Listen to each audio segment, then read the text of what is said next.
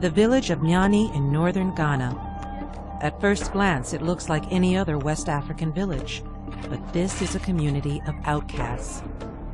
The men and women at this funeral have been banished from their home villages, forced to give up everything they've known in the world, homes, families, friends, all because they've been accused of being witches. In much of the Western world today, certainly in America, witches, ghosts, and goblins exist only in legend. But throughout Africa, the notion of witchcraft is very real.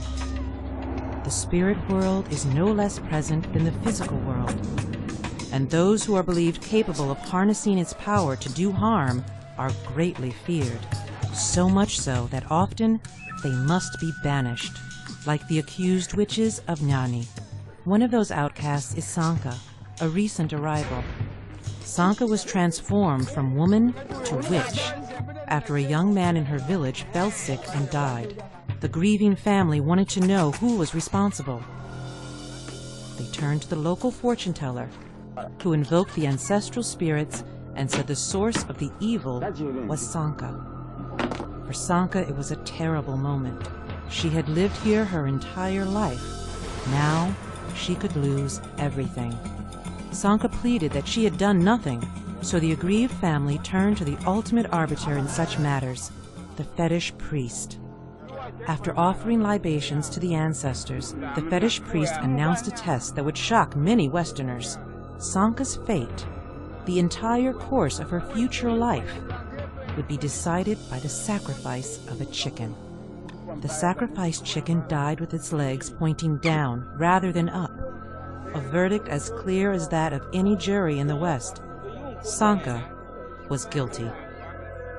Sanka has been banished to Nyani rather than killed because it's believed that witches can't control their own actions. But in order to be accepted in the witch village, Sanka must undergo a ritual that will purify her of evil spirits. She's looking forward to it. Witchcraft holds such sway here that even Sanka has come to believe that she was possessed by evil powers.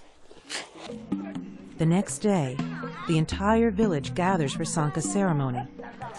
Every one of them has passed through it themselves.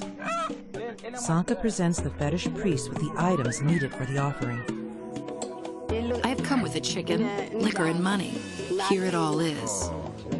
The priest's assistant invokes the blessings of the ancestors and asks the spirits to do their work. So this woman has come here to purify herself, take this vow, and drive all her problems away from her. The chicken died on its back, the sign that Sanka's purification has been accepted by the spirits.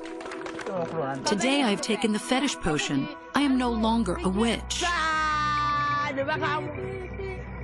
Nothing will worry me again. I will sleep in my room soundly. I am no longer a witch. But while no longer a witch, Sanka can never leave. She will always be a member of the community of outcasts.